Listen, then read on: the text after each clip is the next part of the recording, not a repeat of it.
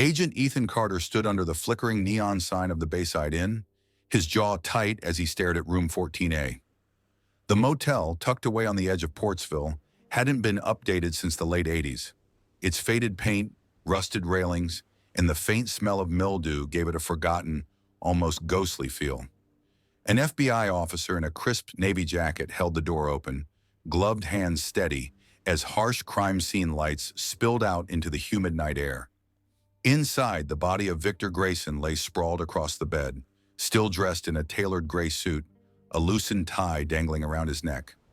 A revolver rested in his limp hand, his head tilted unnaturally, blood pooling beneath him, staining the mattress a deep crimson.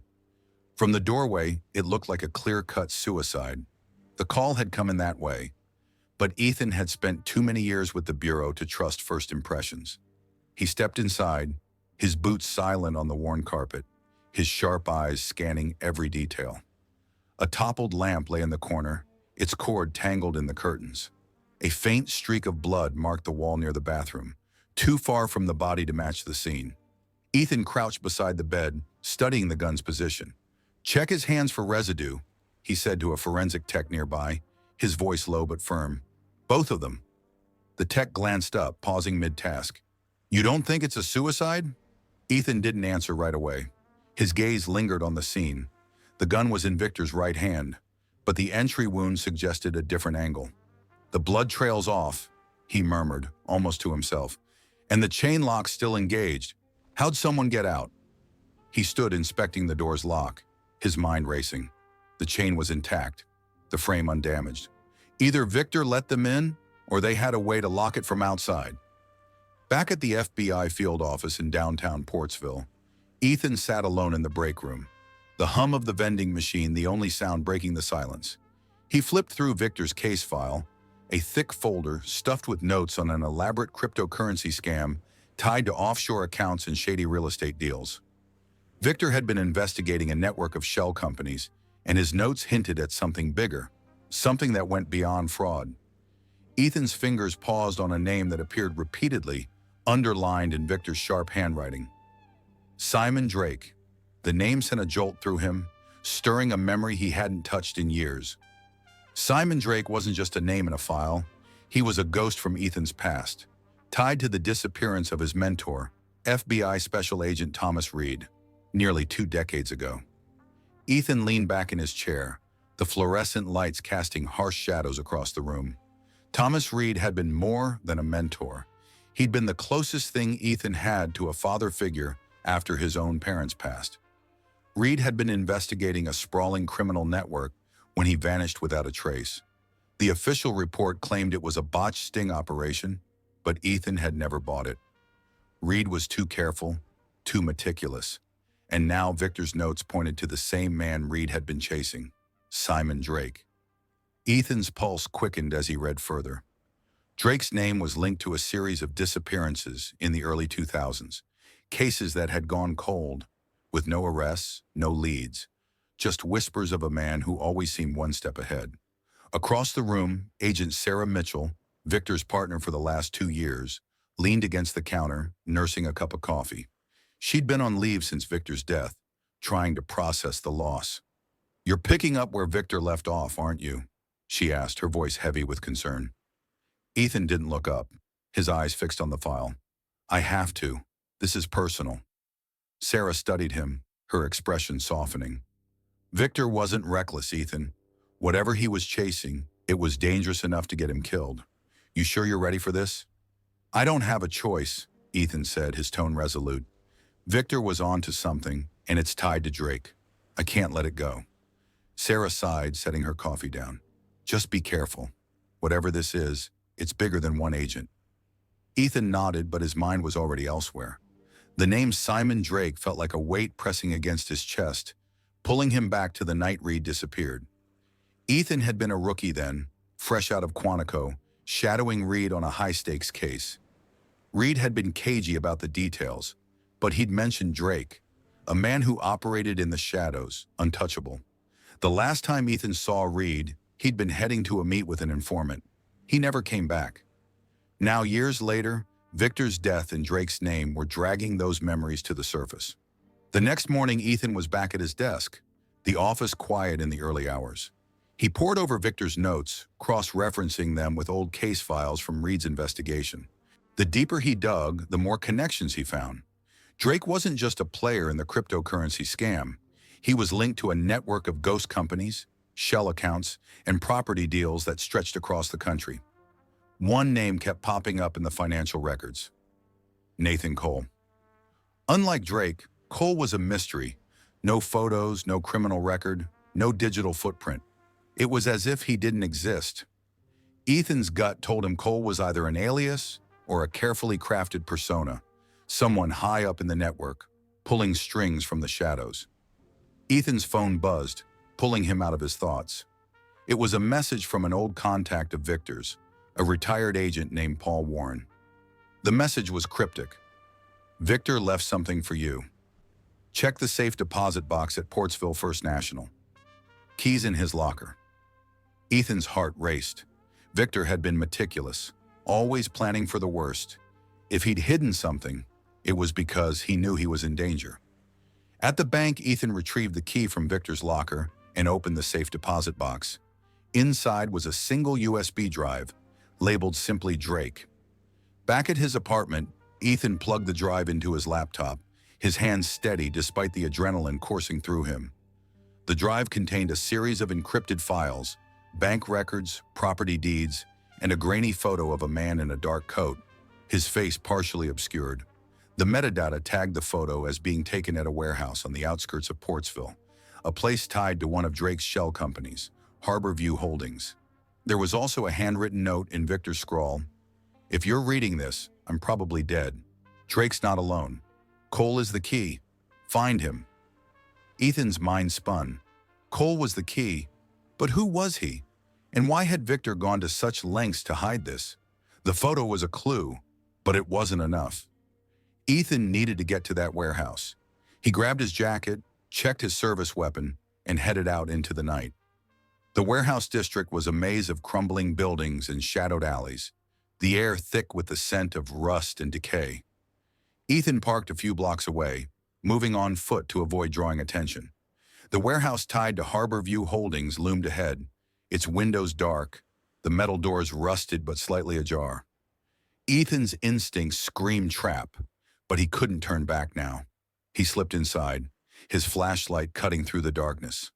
The interior was a labyrinth of crates and abandoned machinery, the air heavy with dust. Footprints marked the floor, recent ones. Someone had been here. As Ethan moved deeper into the warehouse, he heard a faint noise, a low hum like a generator. He followed the sound to a small office tucked away in the back. The door was unlocked, and inside, a single desk lamp illuminated a cluttered desk. Papers were scattered across it, along with an open laptop. Ethan scanned the documents, more financial records, more mentions of Nathan Cole, and a list of names, some crossed out, others circled. One name stopped him cold: Thomas Reed. Next to it was a notation: terminated, 2003. Ethan's blood ran cold. Terminated, not missing, not lost in a botched operation. Reed had been killed, and Drake was behind it. Before Ethan could process the revelation, a shadow moved in the doorway. He spun around, gun raised, to find Simon Drake standing there, his face calm, but his eyes cold as ice. "Agent Carter," Drake said, his voice smooth and deliberate. "I figured you'd find your way here eventually." Ethan's grip on his gun tightened. "What happened to Reed, Drake? And Victor? You killed them both, didn't you?" Drake's lips curled into a faint smile. "You're asking the wrong questions, Carter. It's not about who died. It's about why. Reed got too close, just like Grayson, and now you're here, following the same path." Ethan's mind raced. Drake was playing him, trying to throw him off. But the papers, the USB drive, the name Nathan Cole, it all pointed to something bigger. "Who's Cole?" Ethan demanded. "What's he got to do with this?" Drake's smile faded, replaced by a flicker of something. Fear, maybe? "You're digging into things you don't understand. Cole's not someone you find. He finds you." Before Ethan could respond, the sound of footsteps echoed through the warehouse. Drake's eyes darted to the side, and in that moment, Ethan knew he was out of time. He dove behind the desk as gunfire erupted, bullets splintering the crates around him. Drake vanished into the shadows, and Ethan was left facing a half-dozen armed men in dark suits, their weapons trained on him. Ethan's training kicked in. He returned fire, aiming for cover, his heart pounding as he scrambled to stay alive. The men were well-trained, moving with precision, but Ethan was faster. He ducked behind a stack of crates, using the darkness to his advantage. One by one, he took them down, non-lethal shots when he could manage it, but he wasn't taking chances. The last man fell with a groan, and Ethan sprinted for the exit, the sound of more footsteps closing in behind him. Outside, the night air hit him like a slap. He made it to his car, sliding into the driver's seat as a black SUV roared into the lot. Ethan floored the accelerator, the tires screeching as he peeled out. The SUV gave chase, its headlights glaring in his rearview mirror. Ethan's hands gripped the wheel, his mind racing as he navigated the narrow streets of the warehouse district. He took a sharp turn, then another, weaving through alleys to lose his pursuers. A bullet shattered his side mirror, and Ethan cursed, pushing the car to its limits. He crossed an old suspension bridge, the metal groaning under the weight of his speed, and finally lost the SUV in a maze of back streets. He pulled into a deserted parking garage, cutting the engine and sitting in silence, his chest heaving. His arm stung where a bullet had grazed him, but it wasn't serious. He grabbed his phone and dialed Sarah. "It's worse than we thought," he said when she picked up. "Victor was onto a network, Sarah. Drake's not working alone. And Reed was murdered. It's all connected." Sarah's voice was tense. "Where are you? You need to come in, Ethan. This is too big for you to handle alone." "No," Ethan said, his voice firm. "The Bureau's compromised. Reed knew it, Victor knew it, and now I know it. If I go to them, this gets buried. I'm finishing this." "Ethan, you're going to get yourself killed," Sarah pleaded. "I'm not stopping," he said, cutting the call.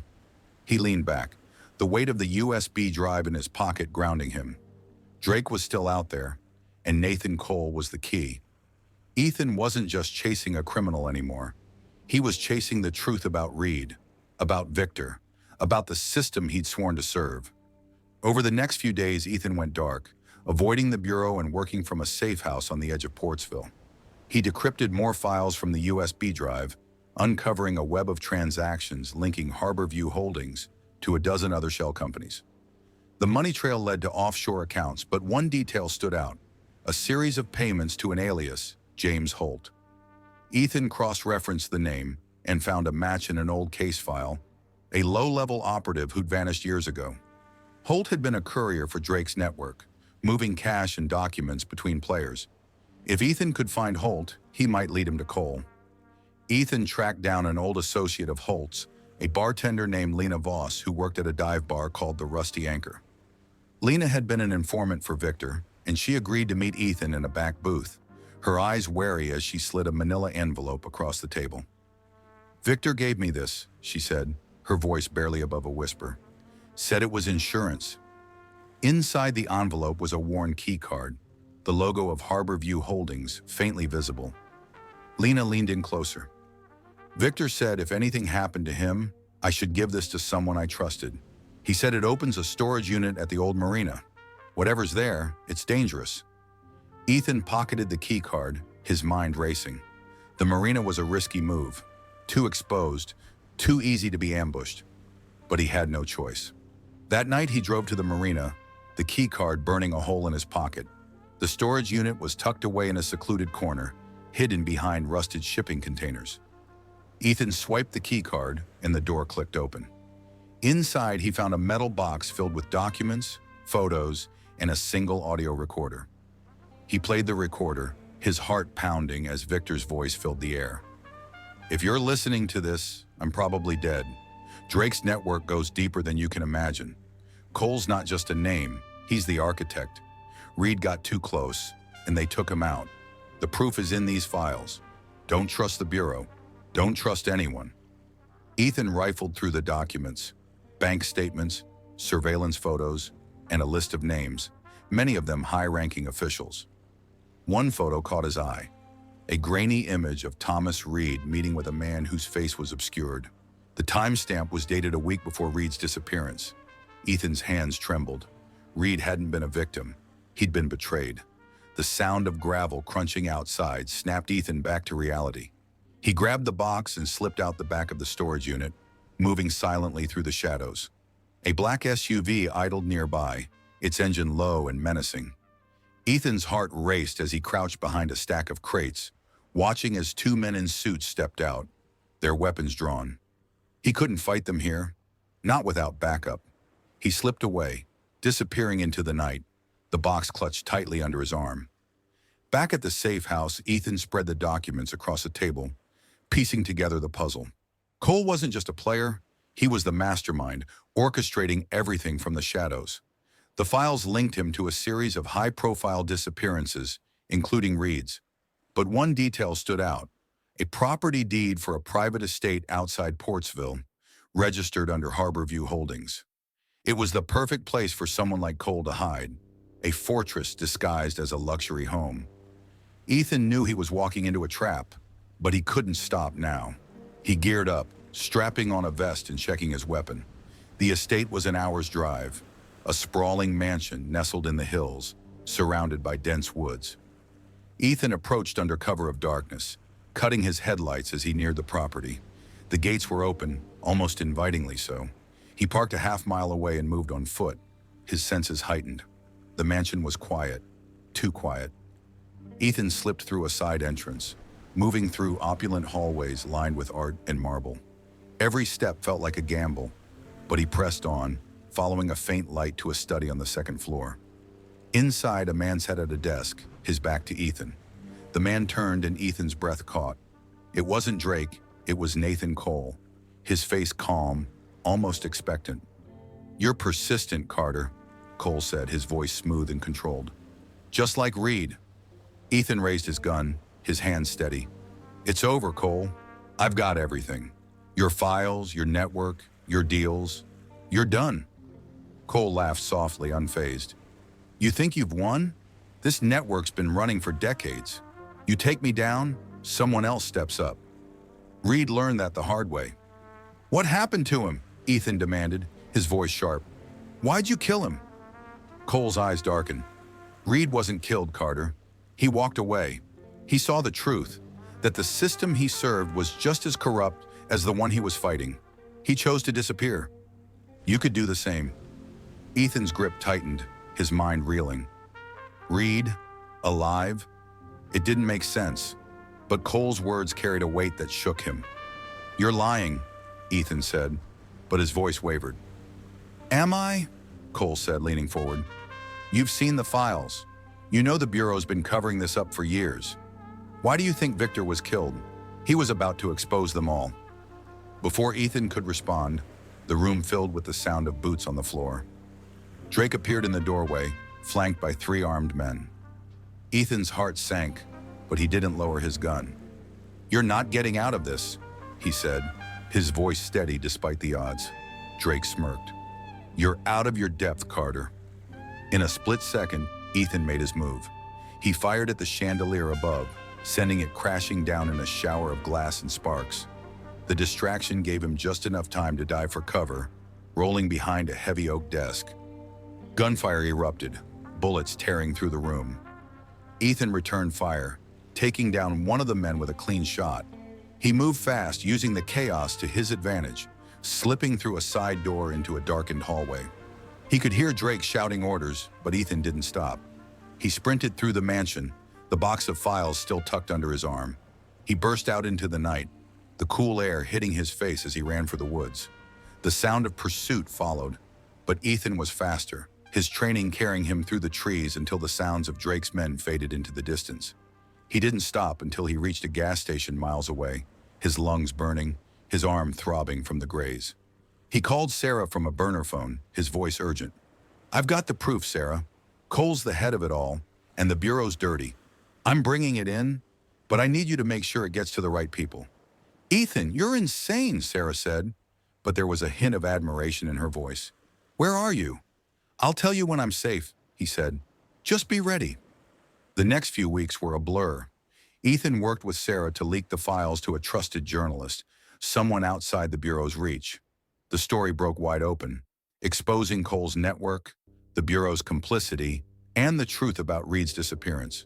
Cole and Drake were arrested, their empire crumbling under the weight of the evidence Ethan had uncovered. The trial was swift, with both men convicted on multiple counts of fraud, murder, and conspiracy. The public was stunned, but for Ethan, it wasn't about the headlines. It was about justice.